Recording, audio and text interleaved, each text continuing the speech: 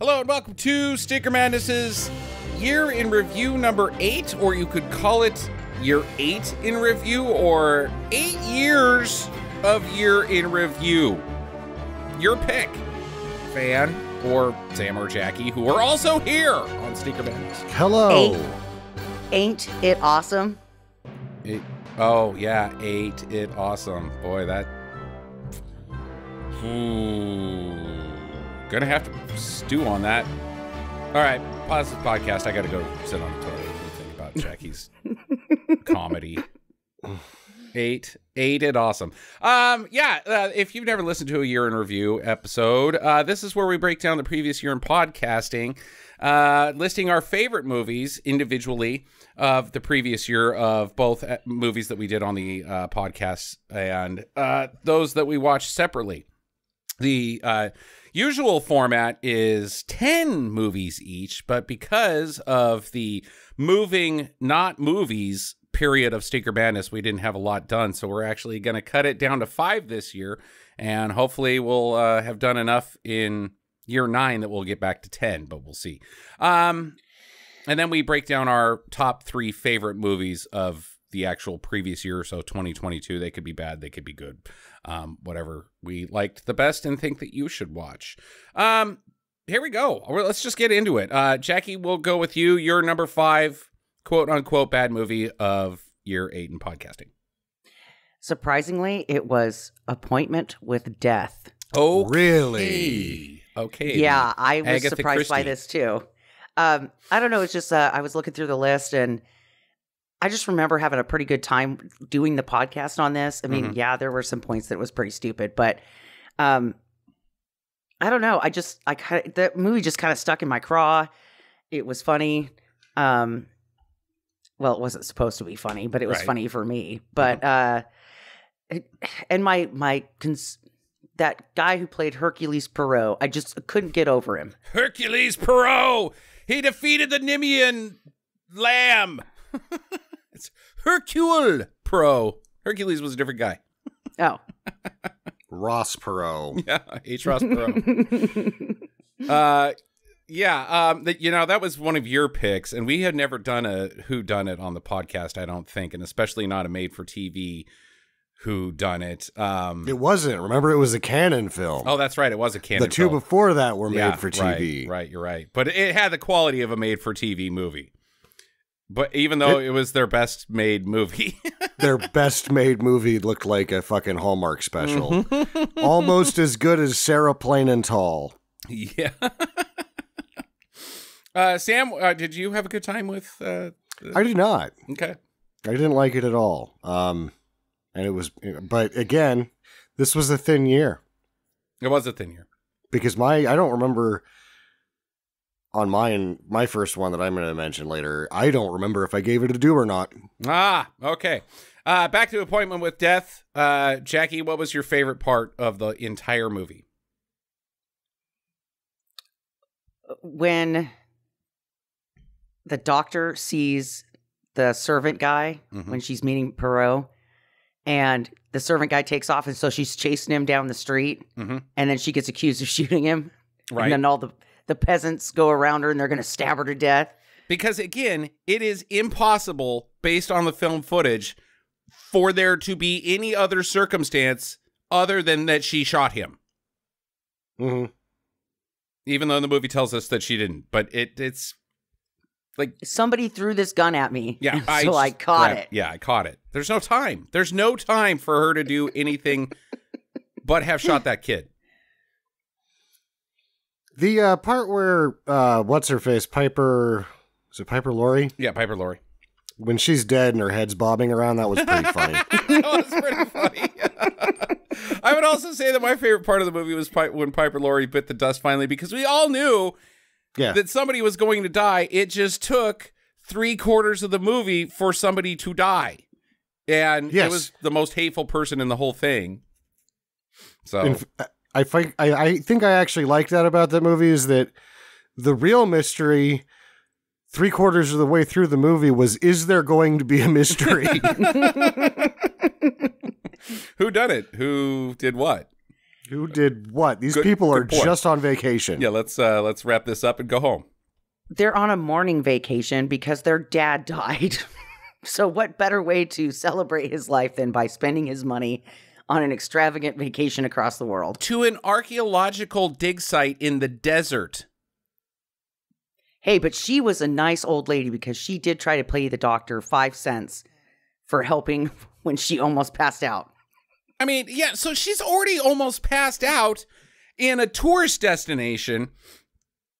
And then they take her to the desert. Don't even bother. The sun's going to get her. Jesus Christ. She's an 80-year-old woman cooking out in the sun like a dead fish. The heart's going to stop. Yeah. So thirsty. Won't somebody give me some water? No! Get out of here, you old bat. We've got things to see, but mostly it's making out on rocks. Oh. Okay. That sounds nice. It reminds me of the time in 1901 when I met your father. God, here she goes again. Yeah. She met her father. They met her father, or she met their father roller skating, and they made out on a dumpster. What was that movie? Skate Town Xanadu. USA? No, it wasn't. No, it Skate wasn't Town Xanadu. USA. It was the It's one not- with the cans from Exorcist. Yeah, it's not Skate Town USA. It's the third one. It's not Xanadu. It's not Skate Town. Skate Town has Scott Bale and Patrick Swayze. Can't remember, but okay. I don't argue with you, Jackie. We did have a good time roasting that fucking movie. It is stupid, but also Canon's best movie. I mean, wow. Yeah. And I'm going to be real honest. I'm with Sam. I could not remember whether I gave it a do or not, but I just remember having a really good time with you two Yeah, we did have a good podcast. on the podcast with that one. So it made my list. It's a fun riffer. Sam, let's go to you, number 5. Also, don't remember if I gave this a do or not, but Slightly Edged Slime City. Oh, For one reason and one reason alone was Joe Estevez's antics in the movie Terminal Exposure. Terminal Exposure. Do you even remember this one? Nope. No. It had Hope Marie Carlton from the Andy Sedaris films was in it, and it was the two private detectives that were schmucks getting wrapped up in a mystery much larger than themselves, a murder. I don't think we saw this one. I think you might. We have done did. This. No, I think you might have done this with Tucker? Tucker. Yeah. I don't know. Either Maybe. way, it's in your top 5. Why don't you spill the beans on why you liked it so much? Joe Estevez. Joe Estevez. Yeah, that They goes along. they have a switcheroo with a real gun and a squirt gun, and Joe Estevez is he's like the cleaner, a hitman, or something. There's all sorts of zany antics. He falls off of a building, and then finally he climaxes with he's having the worst day ever for Joe Estevez, and these other which thugs is a come, high bar to have the worst day ever for Joe Estevez. and he is like, "Fuck this! I've had it. I'm going to shoot you, motherfuckers!" And it's a squirt gun. And then they shoot him 8 times, and he gives a pretty epic eat shit Ben Kingsley. Okay, nice. That goes a long ways. And it was Nico Mastorakis, the guy that did Zero Boys, was the director of that movie. And I just kind of felt like it was everything I wanted. Like when we saw Zero Boys, it was a letdown. I was like, this is just a weird movie. And then I had very low expectations for Terminal Exposure, so I was quite pleased, I believe. I'm assuming a direct-to-video movie. Yeah, it had to have been. Mid-90s. Is that what you're thinking? 80s, Okay. mid-80s. Okay. Yeah, I think that was you and Tucker, but you have any idea where you watched it? It had to be probably on Tubi. Okay. Yeah, there's a ton of good stuff on Tubi floating around right now, and I hope that there's some rumblings about the HBO getting rid of Westworld for server space, and it's like, dude, you spent a shit ton of money on that TV show, and you're just gonna well, we're done. Hopefully Tubi can keep their servers chock full of garbage. The run with HBO seems like they're going to do an ad channel, and a lot of that stuff isn't going to go away. It's going to go onto their ad channel. Yeah. Yeah. But either way, it was like, we gotta do something. Can't just let it sit there. I just hope that Tubi keeps the schlock coming. Terminal Exposure, Sam's number 5. My number 5 is one we did for the podcast called Cannonball, starring David Carradine. It's the knockoff of Cannonball Run. Somebody else was in it, Bo Svensson, or the guy that looks like Bo Svensson. Bojangles. And not Bojangles. He's not a real person. And the guy from Southbound and Down. The sheriff? Dude, lots of trucking. Jerry Reed. The guy that looked like Jerry Reed that we got confused on. The guy that looks like Jerry Reed, not Jerry Reed. Right. Car chase movie, Cannonball Run, basically, but worse, like way worse, and a tinge annoying, and that's why it's way down at 5.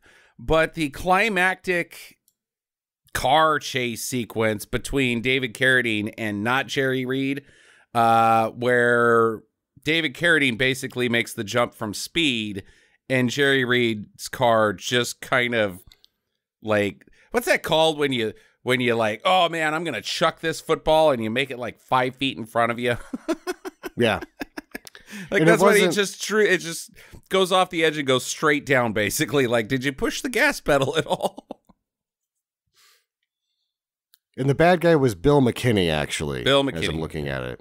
Okay, all right. There was a couple other people in that movie. Robert Carradine was in it for a bit. Robert Carradine, okay. Not Dean Martin. Dean Martin was not in that.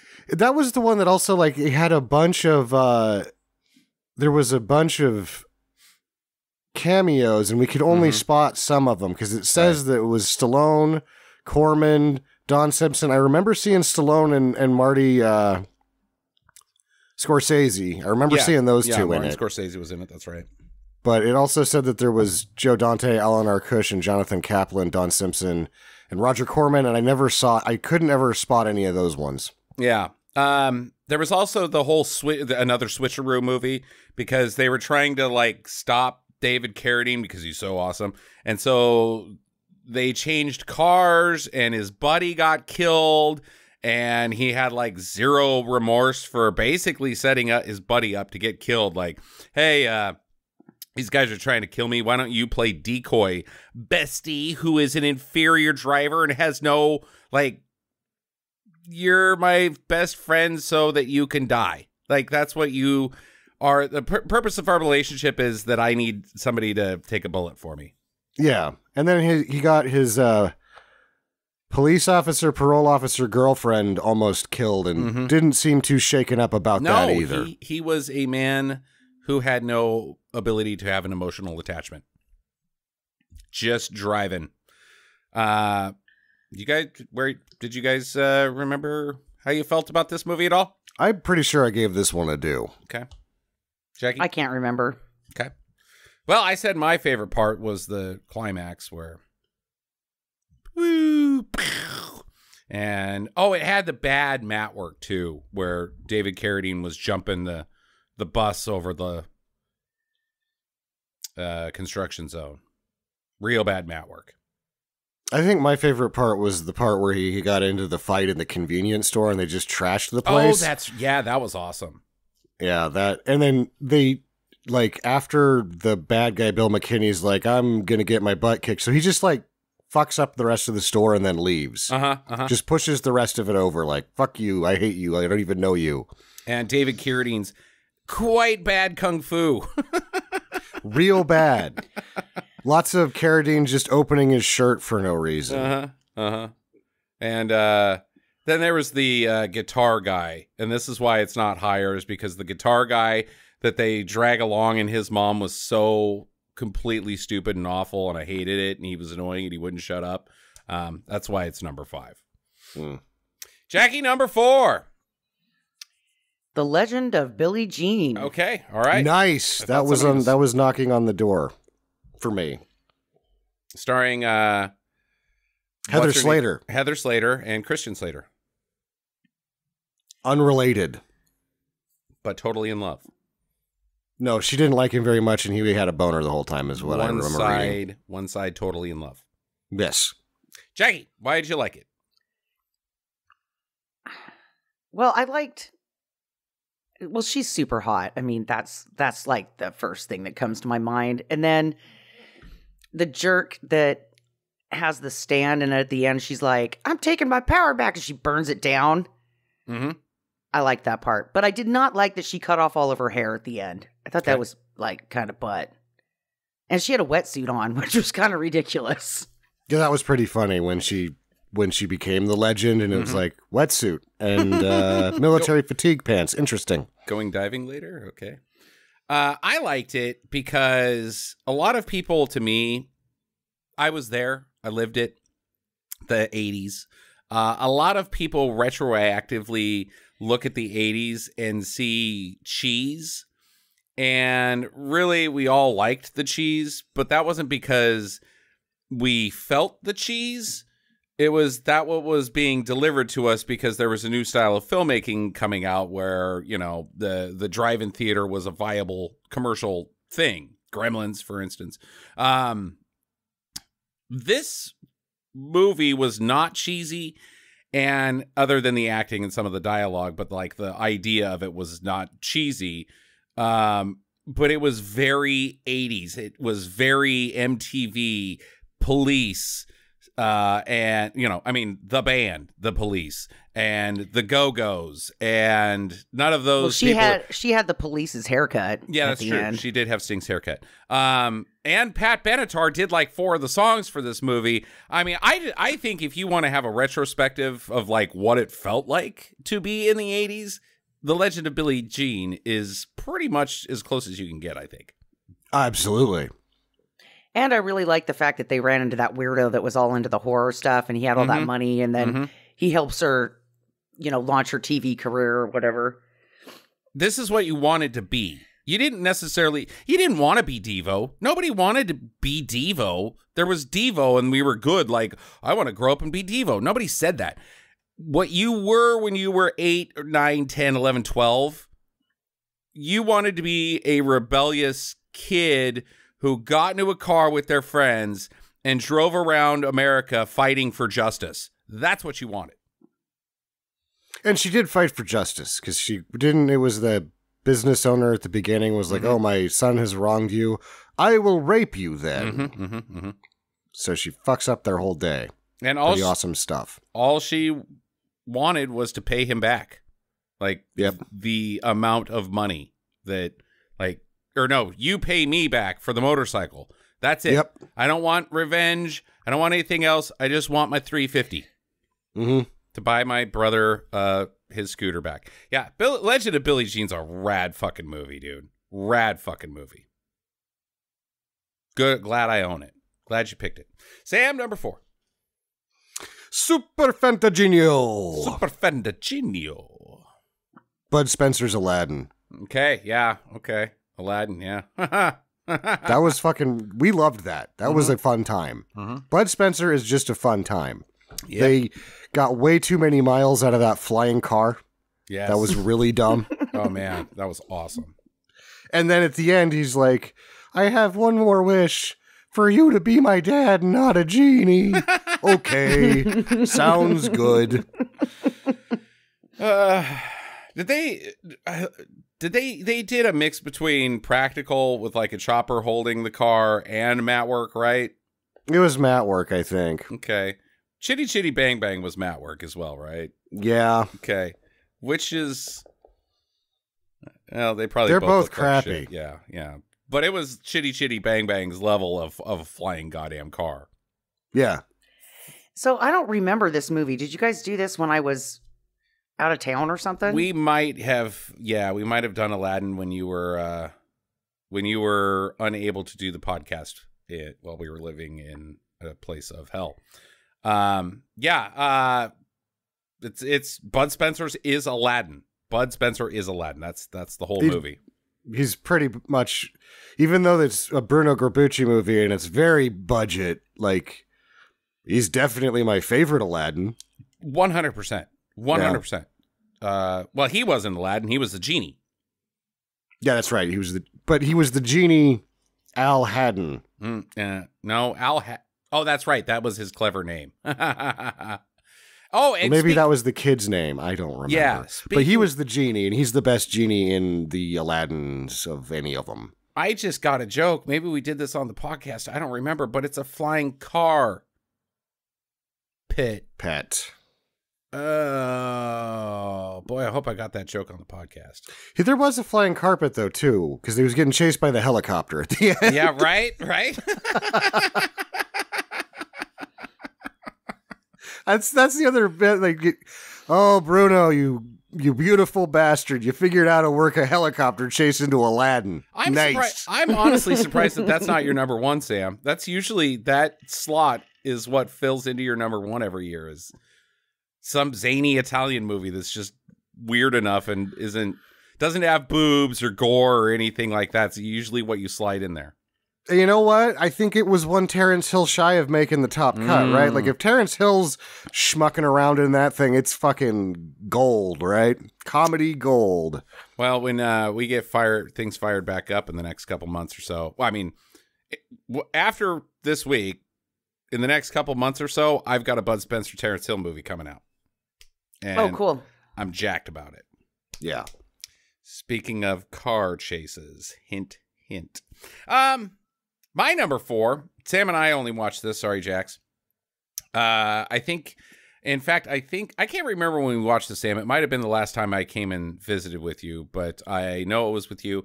White Fire, starring Robert Ginty and Robert Ginty. Yeah, Robert Ginty and of course the great my favorite guy. Pretty good stuff. I'm blanking on my favorite guy's name. It's not Oliver Reed, but yeah, second favorite guy. Yeah. Oh God, damn it! Now I'm kicking myself for not remembering who was in White Fire. But anyways, if you haven't seen White Fire, it's bizarre for a mid-'80s tough guy cop movie because basically, Fred Williamson is in it. Fred fucking Williamson, yeah. Jesus. He is a tough guy who has a sister who is also a tough karate chick, but she dies and by the bad guy's hand. And for him to get his revenge, he must have a sister doppelganger fill in for his sister, who he then has sex with. In such a manner that you're like, he was banging his sister this whole time. Like, there's no pause to be like, yeah, but girl, you're totally different from my sister, but every time I look at you, I see her. There's none of that. It's just like, so I used to bang my sister. Are we good? Yeah. And explosions, and the White Fire itself is like this rock that is highly valuable, but also has like paranormal powers that if you touch it, you'll like electronically disappear. I mean, it is fucking weird. And so they have to stop the bad guy from acquiring the White Fire. The beginning, even, like, the movie's so strange, but yeah, there's paranormal magic, and the guy who, like, the movie starts with them being hunted, like a family's being hunted, and they kill the parents, and the kids, and then some guy just shows up and kills the guy that killed the parents a little too late. Right? And he's like, I'll take care of you, children. And then he turns them into, like, super heisters. Right? Like, what? Who is this guy? Yeah, it's got, like, if you're into the 80s action crap, like bullets flying, people dodging shit, bad karate, explosions, she's naked throughout pretty much the entire thing. This is about as close to an Andy Sedaris movie as you can get without being fun like Andy. Like, this was not intentionally corny and silly. This was a straight-laced tough guy movie, and it stinks. And I highly recommend it. It's number 4 on my list. Yep. Jackie, number 3. The Dirt. The Dirt. Oh no. Really? Ooh. Gross. Gross. She had to throw out a musical one that we're going to disagree with, right, Sam? Yeah. I don't need nothing but a good time. Boo. Boo. Boo. Also, we should have seen it coming, because how many times have you seen that movie now? I don't know, like 6. God. You just really like it. I don't know why. It's not like it's incredible or anything. It's just, I don't know. Maybe it's just a walk down memory lane for me about drug use and having a good time. But, you know, it's because, yeah, you had a real, your life trajectory was just the same as Mick Mars. It was. Not. Not at all. But, well, okay, you can't just say, I don't know why I like it, I just do. You have to, that's your job right now. Tell us. You have to tell us. Okay, so I liked all the antics that, you know, they supposedly did. Mm-hmm. And, you know, they were just dirtbags. And just watching them, like, try to get clean and then not being able to enjoy the road life anymore. And watching them just kind of phase out of coolness. That was my favorite part. It was kind of neat. But I also liked all of the story behind Rick Mars. Mick Mars. Mick Mars. And how he had that terminal illness and all that stuff. And they called him the old man. And I really like that actor too. Because he was Bolton's Ramsay. Yeah. Yeah. In the Game of Thrones. And Wish we knew his I just name. think he deserves better. Yeah. Yeah. Because he just nails it, right? And I just like that rock and roll lifestyle of the 80s. I like that out of control time. See, that's the thing about him. He's got a very distinctive name too, so it should be rememberable. But I'm sure everybody else just is thinking of him as Ramsay Bolton. We saw just recently. Ewan Rand. Yep, there it is.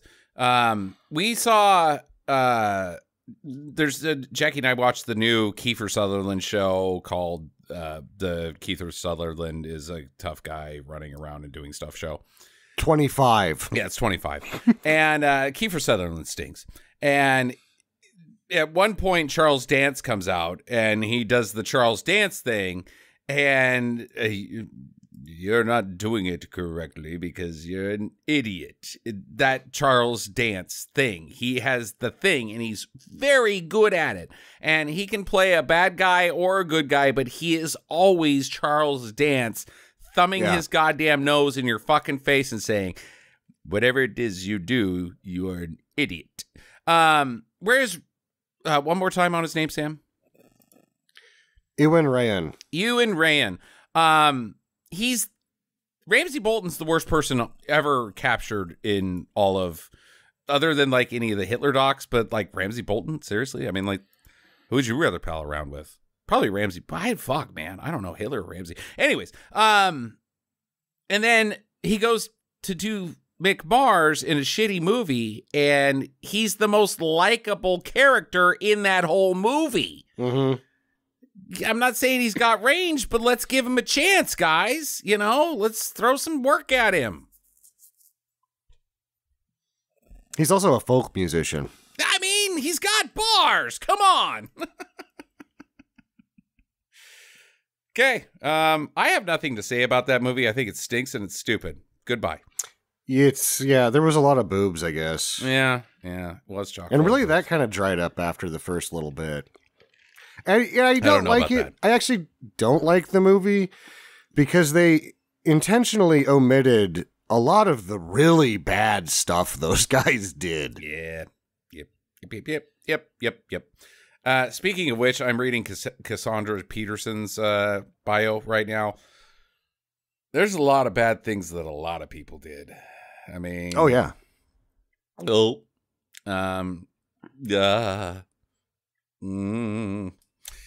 People that don't meet your heroes, kids, is all I'm saying. Don't meet your heroes. Number 3 for Sam. Whitefire.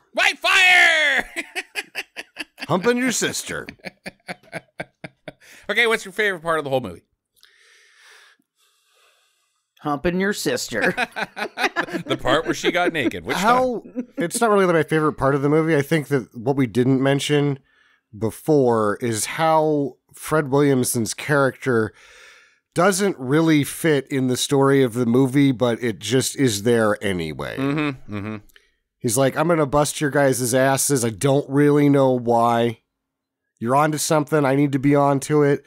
This is my town kind of a thing. Like, he's really just fucking with them to fuck with them because it's his town, quote unquote. Mm-hmm, mm-hmm. The other thing about White Fire is there's a lot of locations in it. It was not a low production. I mean, it looks like a mid-'80s direct-to-video movie, sure, but like they worked at it. They're all fucking over the map on that fucking thing. I've played in theaters in Europe, I'm sure. Yeah, probably. That's the thing, is that Williamson was kicking around in Europe for a lot of years, and they end up on video shelves here, but they end up in theaters over there. Wasn't that not a Godfrey Ho movie, but a Bruno Mattei movie? Or a Bruno Mattei lookalike? It was I thought it was a very familiar Italian director that made that. Maybe I'm wrong. Nope, it was Jean-Marie Pilardi. Pilardi, yeah, old Jean-Marie Pilardi. Okay, never mind. Forget I said anything. He did a lot of softcore porn. Yeah. That checks out. Yep. White Fire is currently streaming on Amazon Prime. So just watch the trailer. If you're into those movies, that's what you're into. You want to see White Fire. Very almost Cannon-esque in its action style as well. It's really just, it's very European sleaze action. Yeah, like a mashup of Andy Sedaris, European sleaze, David A. Pryor, and Cannon. Like, it's got all of the stickers into it. We didn't even mention that the Diamond Mine was like a spaceship. Yep, that's right. And the villain dresses like a space evil lord. Yeah, the Diamond Mine is being run by spacemen, and the chief spaceman, Gordon Mitchell, is like not paying attention to anything that's happening around him the entire time.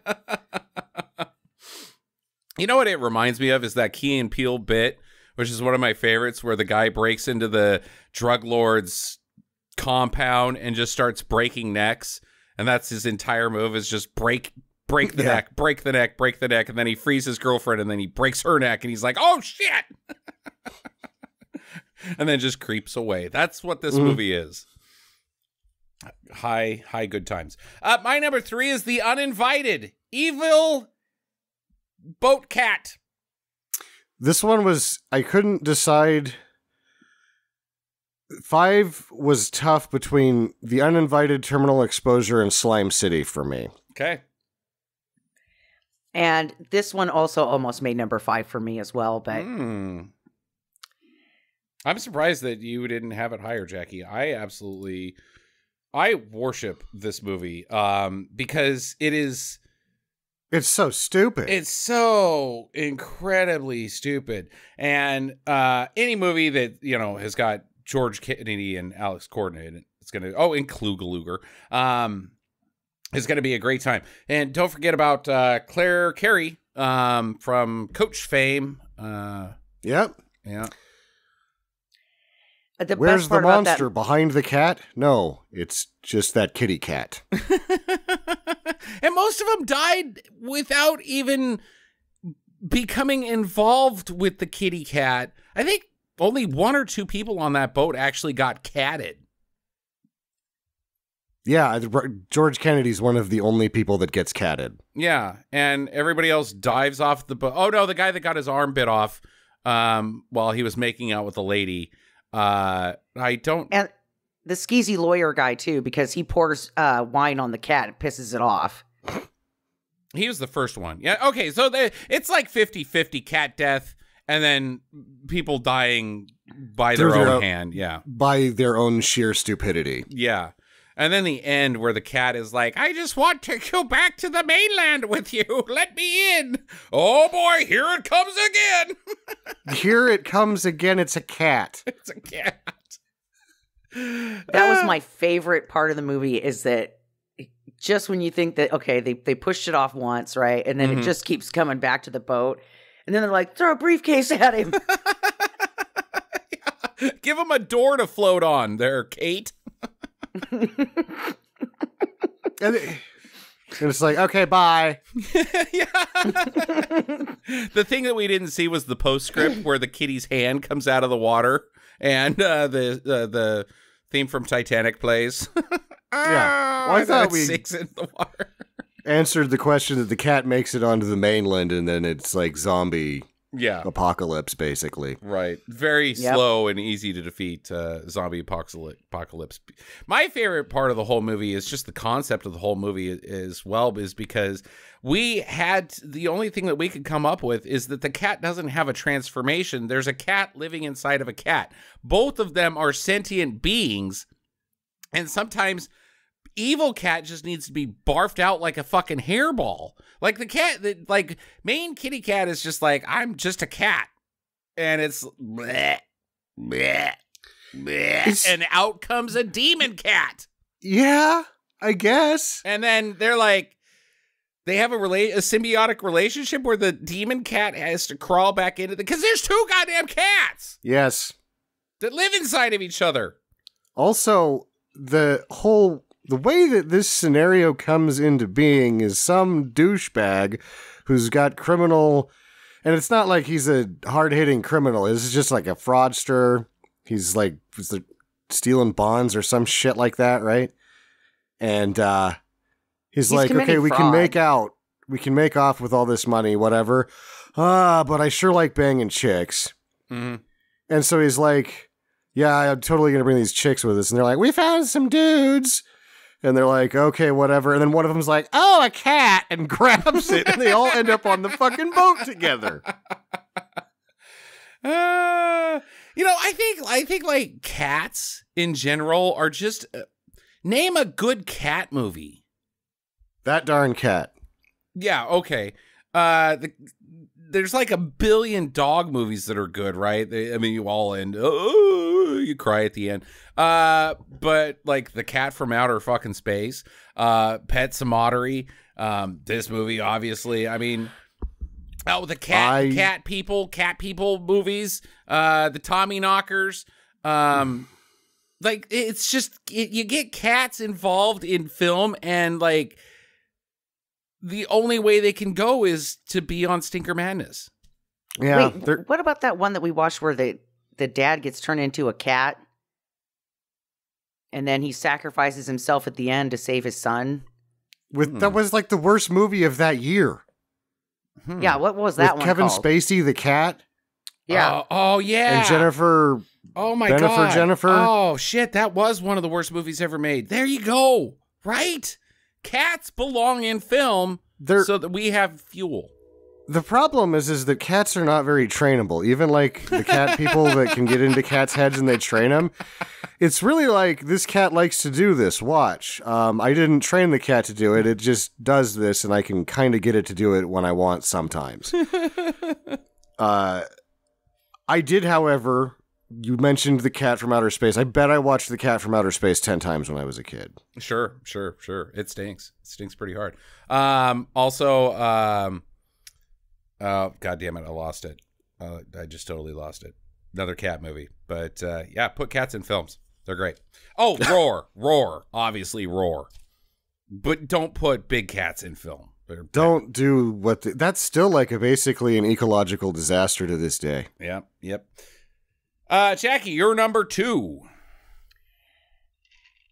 Lifeguard. Of course, Samuel L. Jackson. Sam Elliott. Shirtless Yes. Sam Elliott. Jackie puts it on the list. Oh, yeah. That just made it number 2 right there, with him walking around, his hair blowing in the breeze. It looks all greasy and nice, and he's got his shirt off. And Lifeguard, I think, might have been the last show we did before we moved. I can't remember. It was right there, but I feel like I was here. I think Sam and I's problem with it was that we wanted it to be Baywatch, and it was not Baywatch. It was a guy sad about not being young enough to be a lifeguard anymore, and it was like, fuck you.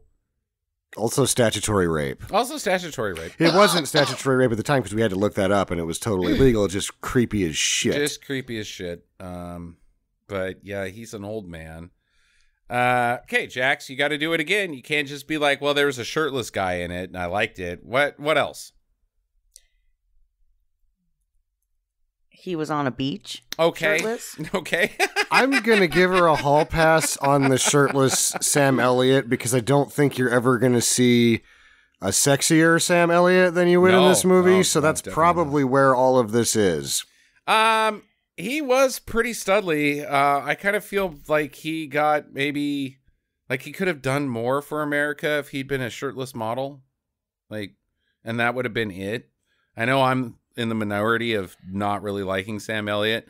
Like if Beef had needed a spokesman that had the voice and shirtless, I'm just saying they probably would have sold a shit ton more beef. Like we would have ran out of cows. Yeah. We'd have synthetic cows because of how many cows he would have murdered with his pecs. Ding, ding, ding. He's doing the titty juggle. Yep. If that's the only reason to show up to watch this movie, good luck, listener. Where's the beef? Also, the pork is downstairs. The log, ladies. Beef is in my shirt. Yeah, I don't really remember much about it. I know he had a girlfriend or something. That wasn't really important. It was just him. No, he had shirtless. statutory rape. Yeah, he had statutory rape. That was the whole conflict of the movie, was him being like, I shouldn't make out with you, but boy, I sure want to. I just want somebody who reminds me of my father to make out with. He left and never came back because he said he was getting back spokes. Make out with me. And he's like, oh no. I'm a lifeguard. I'm supposed to guard life, and instead, I'm sending you on a path of penises. Which I guess is okay for some, but maybe stay away from the border in TJ. Oh, that's a bad Sam Elliott impression. Okay. I guess if you like Sam Elliott shirtless, it's going to be your number 2 movie of the year. Okay. Sam, your number 2 movie of the year. Also Sam Elliott, Shakedown. Okay. Ooh, yeah. Shakedown is probably the most implausibly terrible big-budget action movie that I've ever seen. Shakedown, take down. That's from a different movie, but I like the song. Wait, speaking of which, Bob Seger shirtless? Anybody? On the beach? I don't know. Bob Seger? No. Sam Elliott together in a Doobie Brothers cover band? Jimmy Buffett and Speedos. Yeah, no, I've seen that and I'm out. I am out. He does that, doesn't he? Yes, he does. Gross. Nope. Okay, Shakedown. Takedown. You're busted. I can't help it. This movie was so chock full of bullshit that I believe that I bought it while we were recording. I bought it on Blu-ray as we were like, I think I even may have said so on the podcast. Like, I just bought it right now. Like, should you do it? I just bought it on Blu-ray. Well, I'm talking about it. It was so dumb. And he was so like tough cop archetype bad. He didn't take baths. The action, the set pieces were incredibly. I don't think he slept. Yeah. He just beat dudes up and shot them. He's one tough cop. And the lawyer, Peter Weller, is a douchebag who like leaves. He's like, I guess my fiance is kind of annoying, but I'll be rich or whatever. And then he's like, hey, there's my ex-girlfriend, and just bangs the hell out of her. But they're just not good. He's a bad cop. The other guy's a bad lawyer, but they love justice.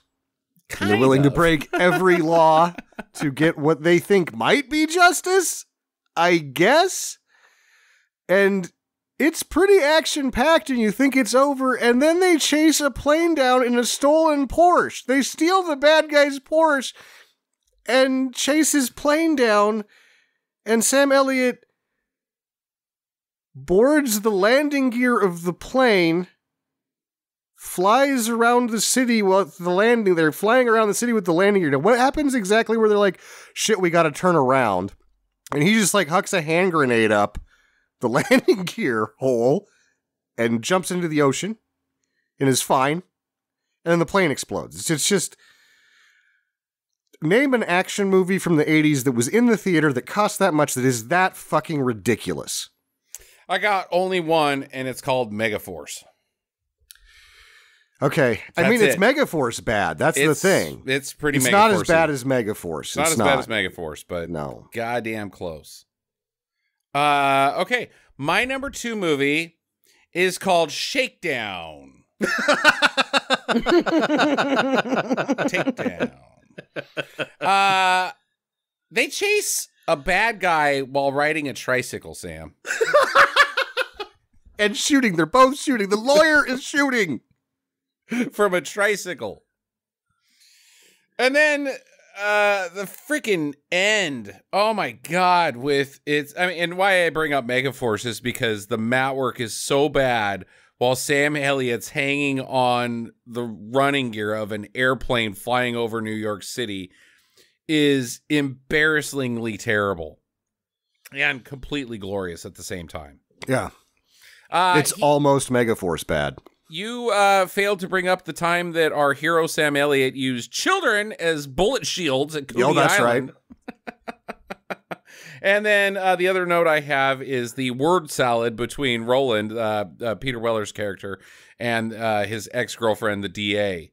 Like, they are prosecuting the DA is prosecuting Peter Weller's client, while the DA and Roland are making out in between every courtroom session, like, objection, we need a recess. Hallway closet. Yeah. Then they go and do the hallway closet. But then they also are like, after they're done making out, like, well, the only way that we're going to be able to get to the end of this is if we figure out our differences in our times past. And, well, you remember the times past that where you were the guy. No, I wasn't that guy that you think that I was the guy. And she's like, I know that you were the guy who I think. What are you guys talking about? Go back to court. Yeah. Or screw. Pick one. Right. You can't talk to each other. No, I love Shakedown. Shakedown's an instant classic.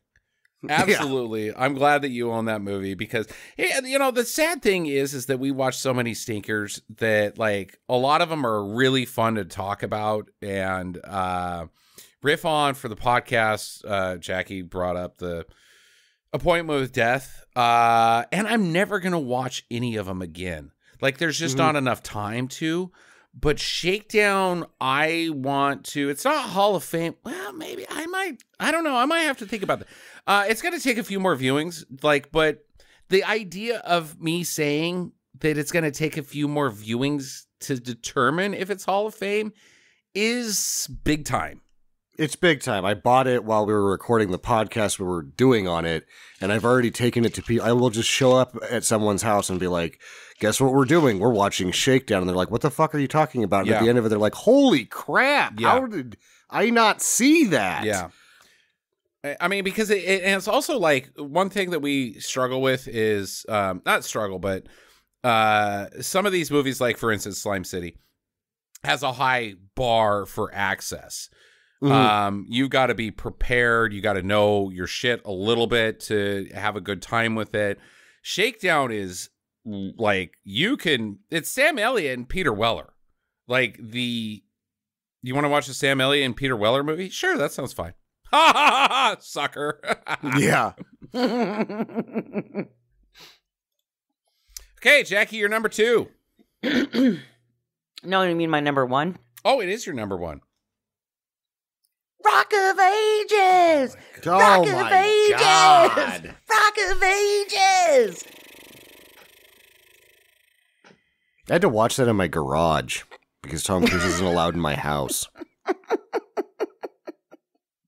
And he was the best part about that movie. I hated that movie. Hold on, you guys. Siri, find me a good divorce attorney. Rock of Ages sucks. It sucks. Oh my God, I was so enthralled with it. And like the first scene when we see Tom Cruise, he's got that codpiece on, and it's just ridiculous. And then it just continues to be absolute shit from then on out. Yeah. And the singing and the songs and all that crap. I mean, it was just the perfect hailstorm of shit that just sticks in your head. And no matter how much you either like it or dislike it, it left me kind of confused. Do I like this movie? Mm-hmm. I think so. But I watched The Dirt way more than I watched Rock of Ages. Okay. So maybe The Dirt should have been my number one choice. I don't know. I don't think so. But they just butchered every song they did in Rock of Ages. It was terrible. I want to defend my wife a little bit before Siri finds where's she at? Why are you taking so long? Because it likes Rock of Ages, butthole. Huh. Yeah, I'm getting denied because of that. It says denial of service. Weird. The burlesque with Lady Gaga, not Lady Gaga, shitty Lady Gaga. What's her name? Christina Aguilera. And Cher. Jackie had high praise for that movie. Sam and I did not like it. The Apple, which is a canon movie that is bizarre as shit, and Sam and I didn't like it. And Jackie loved those movies. Mm-hmm. There's probably another one that like, I'm serious, every fucking year Jackie picks one of these music movies that Sam and I are like, oh fuck, kill me. A Star is Born. A Star is Born. This had some stuff that the other ones didn't, other than maybe the Apple. It shouldn't have been made. Those other ones had excuses to be made for sure. This 100% should have never even been fucking looked at. This should have been red lighted right out the gate. And I don't know what the fuck Tom Cruise was thinking, other than he's like, I'm fucking Tom Hardy or something. I'm going to do all these roles, even though I shouldn't. I got to do one of each. And now I'm a rock god codpiece guy. Everything was so ridiculous and bad that I mean, if it deserves this spot, I think. It was electric shit on fire. Sure, I hated it, but if you like this sort of thing, that is a flaming disaster of a musical. And it was like rock and roll forever throughout the whole movie. And then at the end, he's got a pregnant wife standing on the side of the stage, cheering him on. I just saw something about her in the news the other day, and I was like, I cared so little that I didn't click it, but it was, hey, that Rock of Ages lady is doing something. She's like on some Netflix show or something now. Okay, that's your number one movie of the year, Jackie. Yep. Sure you don't want to change your mind on that? The Dirt was also really awesome. Other than that one. No. Okay, all right. She's good in her pick. Sam, you're number one. Totally awesome video games. Joysticks. Joysticks is... I'm thinking I'm reevaluating my Hall of Fame, and I think Joysticks is in it. That is high praise. Now, Jackie didn't see Joystick. Joystick was you and Tucker in the time of absence from our podcast. Yeah. You watched it, though, didn't you? I did, for the sake of the podcast. And it was fucking awesome. It's a lot of fun. People that don't like bad movies, I'll be like, you should check out Joysticks. Like, I told two guys at work after that probably don't even know I do a podcast, and I'm like, you should watch Joysticks on Netflix. And then they came back the next day and they're like, sir, that is a damn fine piece of Americana.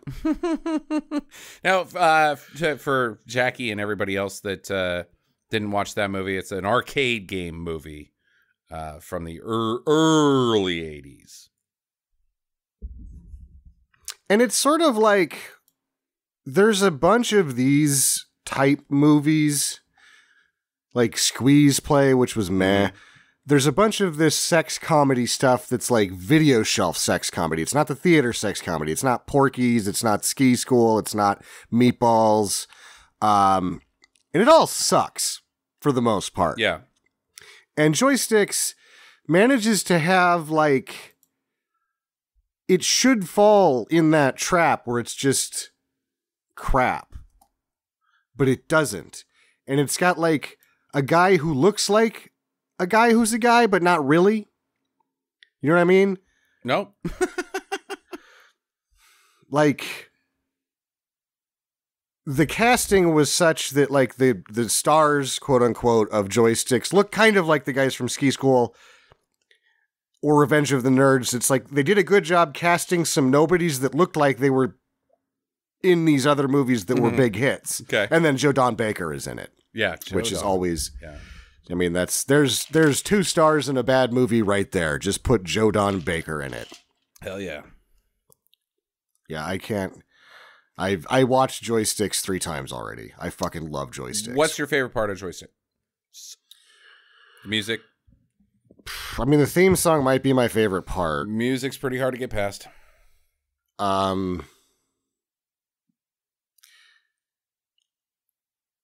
can't. It's not one thing. It's that it works somehow, and none of it should work. None of it should work, and it works. It's also the Ski School cliche of, hey, you know, it's Aspen from South Park. They're trying to shut the arcade down. What are we going to do to stop them? And, like, let's fight. The punks want to take over the arcade. And there was a name for the punk gang. And I thought the leader of the punk gang was actually somebody like Billy Schmeidel or somebody. Yeah, let's shut down the arcade. No, we got to save it by coming together and defeating corporations. King Vidiot was played by John Grease. Yeah, John Grease, right. King Vidiot. Yeah, King Vidiot. I'm going to throw the stake over that mountain and take down your arcade, kid. I like Joystick. It just was not, I didn't have the same affinity for it that you did. I did. It's definitely you do. It's definitely you do. Jackie should watch Joystick. I'm interested. It sounds like it's a good time. It's fun. It's fun for sure. My number 1 movie was Drive. And I cannot believe I'm the only one that picked the masterpiece that was the Mark Dacascos Kadeem Hardison team up with Brittany Murphy. This movie was a fucking masterpiece, and fuck you, Rush Hour, for life. I'll never do Rush Hour and be like, oh yeah, Rush Hour's cool. No, right, and Jackie Chan's my man. But no, screw Rush Hour, dude. Drive is so awesome. Drive is insanely awesome and underrated.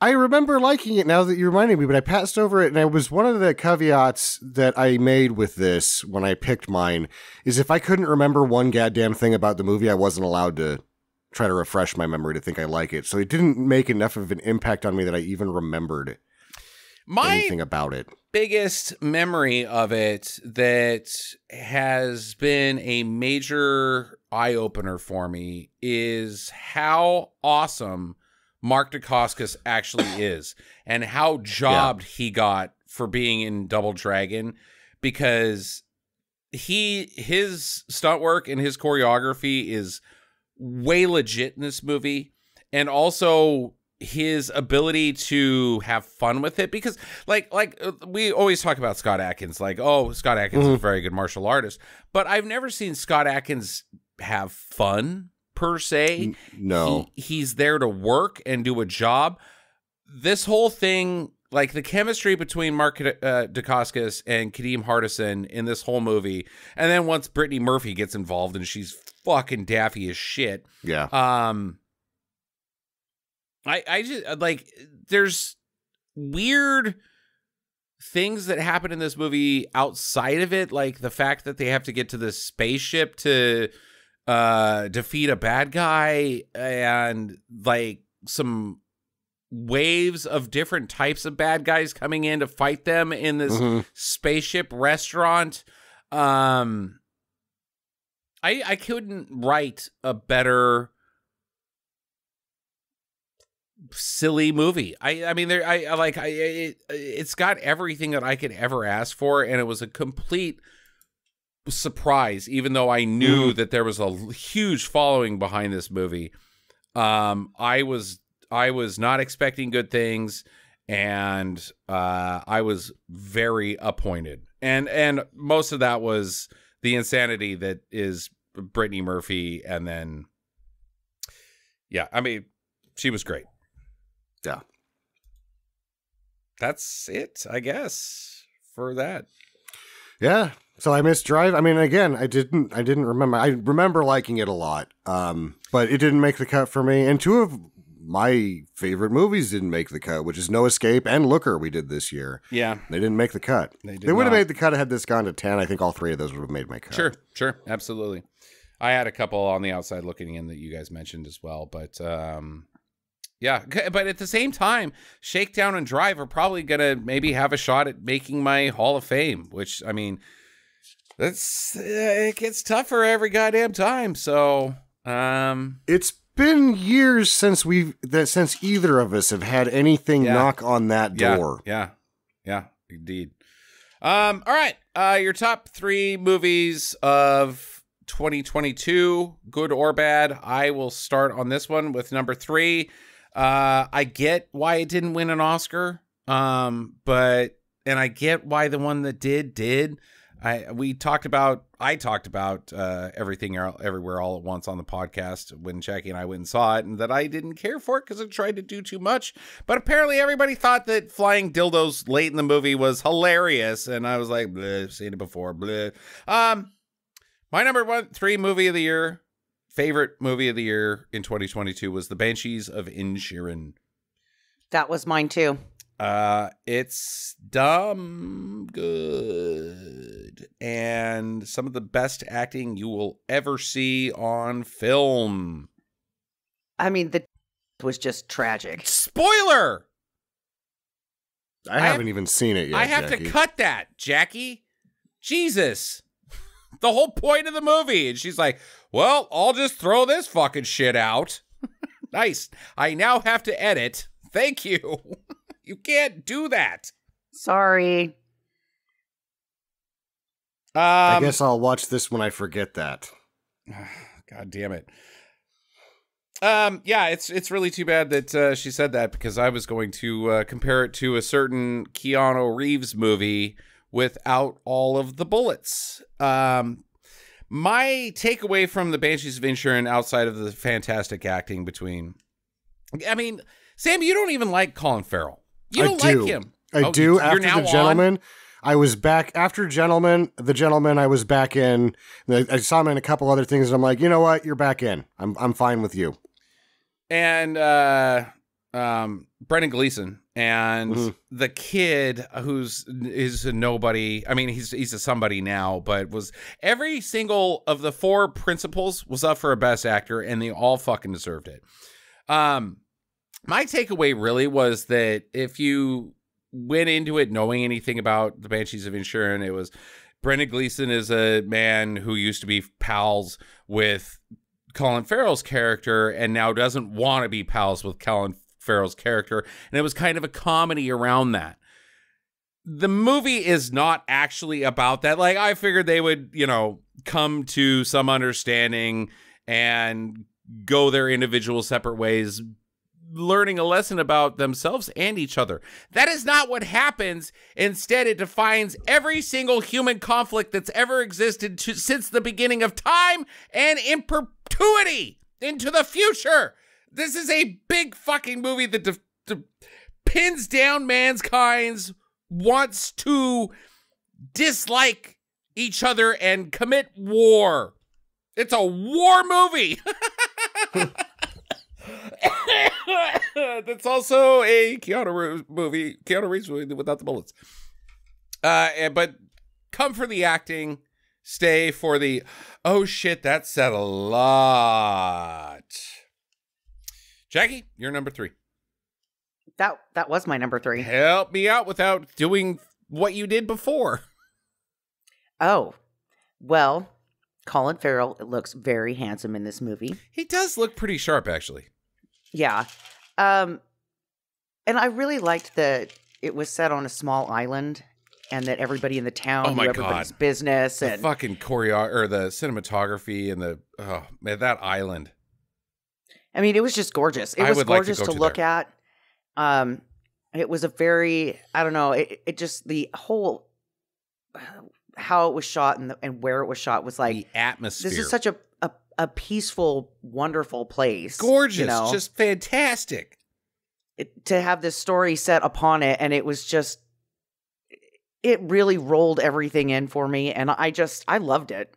I thought this thing should have won. Banshees of Inisherin stuck with me for like 4 weeks, where that's pretty much all I thought about was, but what if this had happened? What if they had... No. Oh, no. Like, it's an impossible situation that only has one possible ending where everybody gets what they want and it is not what anybody wants. And all set to, like Jackie said, some of the best production design. But it also, like, it's not the best production design because you could just say, go film a movie in Ireland. Oh, that looks nice. That's a pretty place. Yeah. Highly recommended. Sam, number 3. I will preface this by saying this is the first year that I did not do the Oscar run. Okay. In a long time, and I didn't watch any of those movies. I was so busy that I couldn't do it. So, oddly, my top 3 are actually like 3 of the 5 movies I saw at the theater this year. And my number 3, because of how poorly I've done watching good movies this year, is John Wick 4. Okay. All right. Even though that came out in 2023. Did it? Yep. Yeah. Okay. That's going to be your top 3 movies of 2023. It probably won't be next year. It's really good. I guess I won't save this for next year, but if you want to see Scott Adkins have a good time, he does it in that one. That sucks. I think you do this every year too. The fans Dumbass. should keep track of how many times you do that. It's got to be Like from all the 2022. Did you see Doctor Strange and the I did not like that movie. No, okay, all right. Okay, did you see? I didn't either. Did you see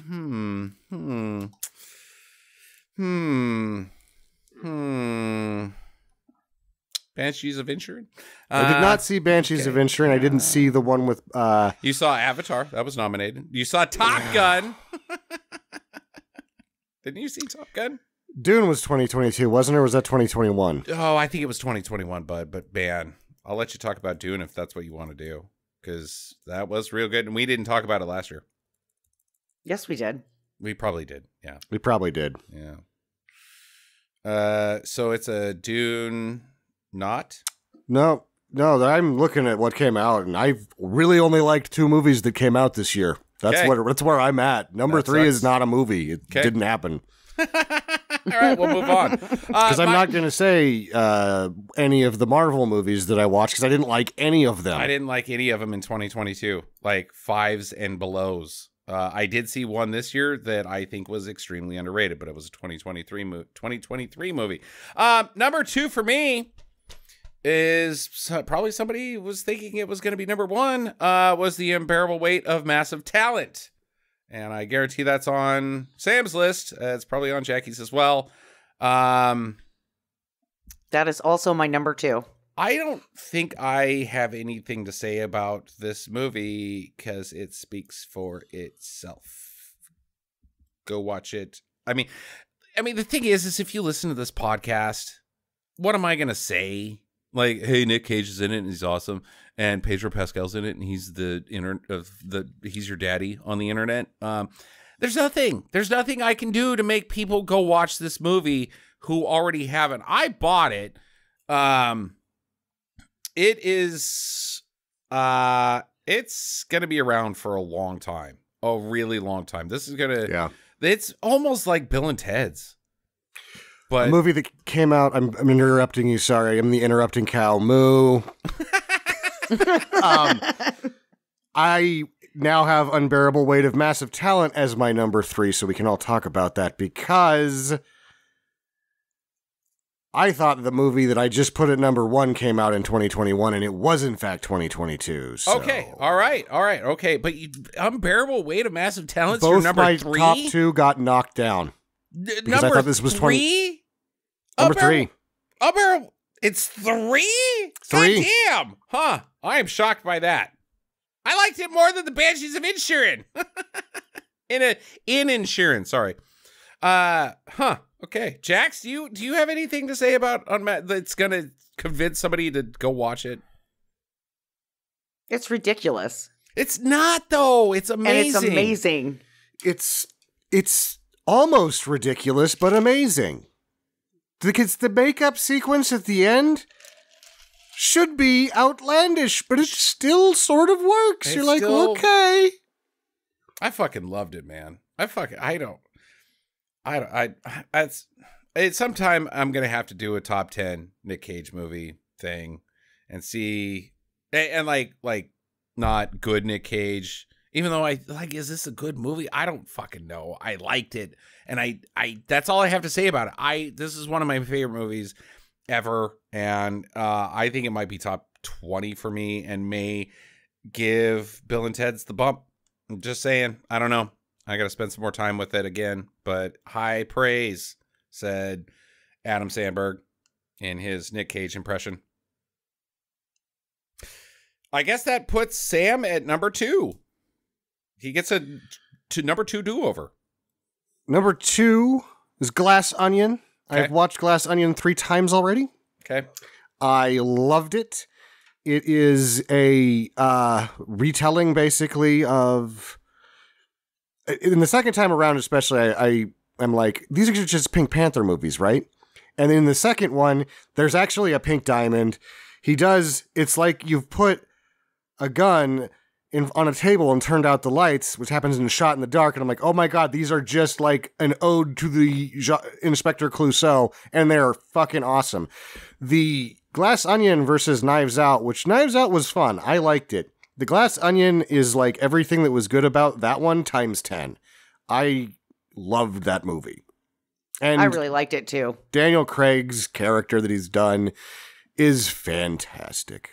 I think Edward Norton might have done better, but he did a pretty good dumb dickhead, didn't he? You know who stole the show for me, and she's going to every time. That Janelle Monáe. She's so good. Line me up. They're shitheads.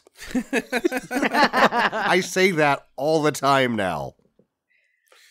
Yep. It was fun. I super liked it. And I do think that there's a chance that it's better than the first one. I'd like to back them back. But Janelle Monáe's in the second one. So it's probably Glass Onion. Jackie, you got anything to follow up on that one? No. Like talking about Janelle Monáe more? Please? No.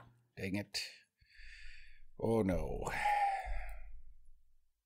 Do I have a chance? No. No, I don't.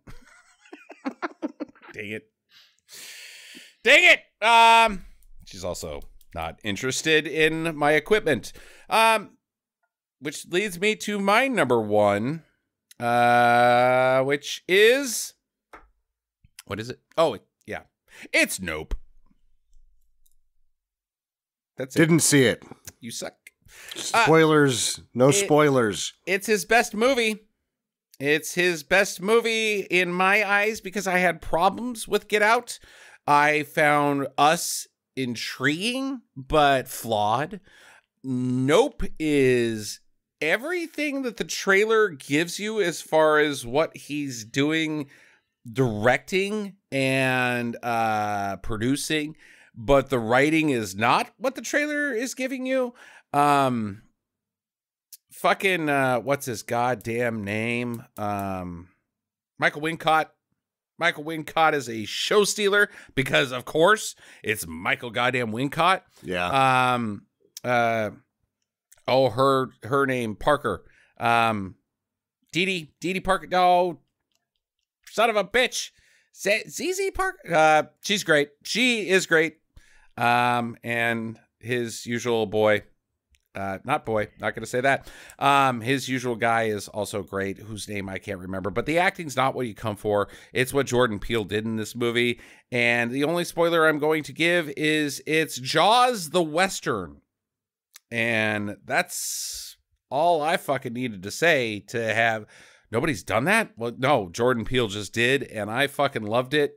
And there's also like some, oh my God, the whole fucking monkey sequence, the whole Gordy, the monkey. It's all these things sound ridiculous, but it's just a fucking Western. And it's what I wanted from a Western with a monster in it. Do it again, Jordan. Jackie, number 1. My number 1. Violent Night. Okay. All right. Fair enough. I loved it. It lived up to its name. I had a lot of like mouth open parts in that movie. Very creative. Just very fast paced and entertaining. And I mean, God, it was just, I don't know. I thought it was hilarious. I couldn't wait to go see. I think I saw it in theaters 2 times. You did at least 2. You might have done 3. I can't remember. Yeah, but I mean, I thought it was that funny. Yep. It was on my outside looking in. If it hadn't been for the Banshees, it would have been my number 3. Johnny Legs. Sam? My number 1 movie is a movie that is made, like, I know that this is a personal, this is not like, I think this is the best movie that came out here, but Hustle with Adam Sandler made me happy in a way that a movie hasn't done in 10 or 20 years. You really like that movie. I really like Hustle a lot. A lot of people did. Very good. And I think that the internet has because it's an Adam Sandler movie, so it can't really be good, even though it has like a 96 or something like that on Rotten Tomatoes. So there's a number of the internet contingent that have been like, oh, there's a couple of mistakes made in the filmmaking. Like there's a goof where his hand's on the wrong side. And it's like, that's actually saying how good this movie is, dumbass. Yeah. Right. Is that the one he did with Jennifer Aniston?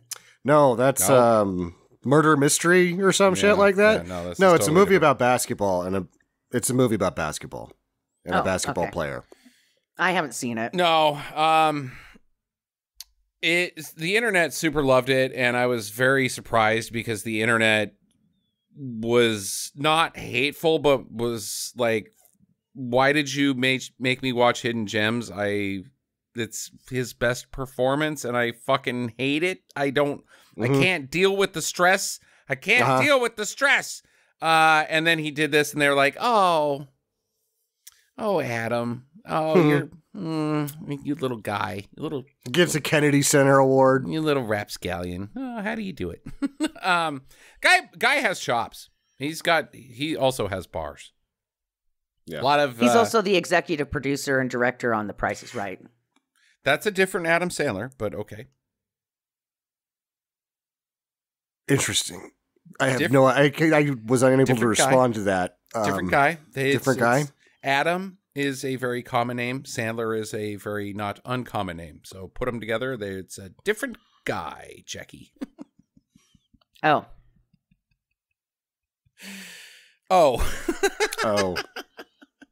God damn it.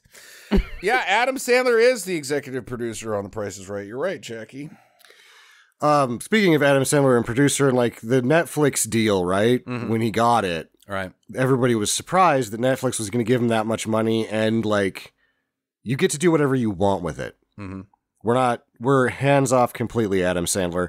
That was some years ago, and the first one was that like quasi action picture with him and David Spade that was way better than I thought it was going to be. I'll say that right now. I thought that was going to be crap, and I was able to watch it with no problem. I didn't really get through The Ridiculous Six. Mm-hmm. I heard that if you can make it to a certain point, it's not so bad. Mm. I've just never been in the mood for something that silly since it's come out. It seems like he signed that deal to make Hustle. Like, yeah, that he was going to give them what they wanted. He's going to, he gets to do what he wants with all of them, but they are expecting some comedies. They're expecting this, but he's going to make a movie that he wants to make very desperately, and that movie was Hustle.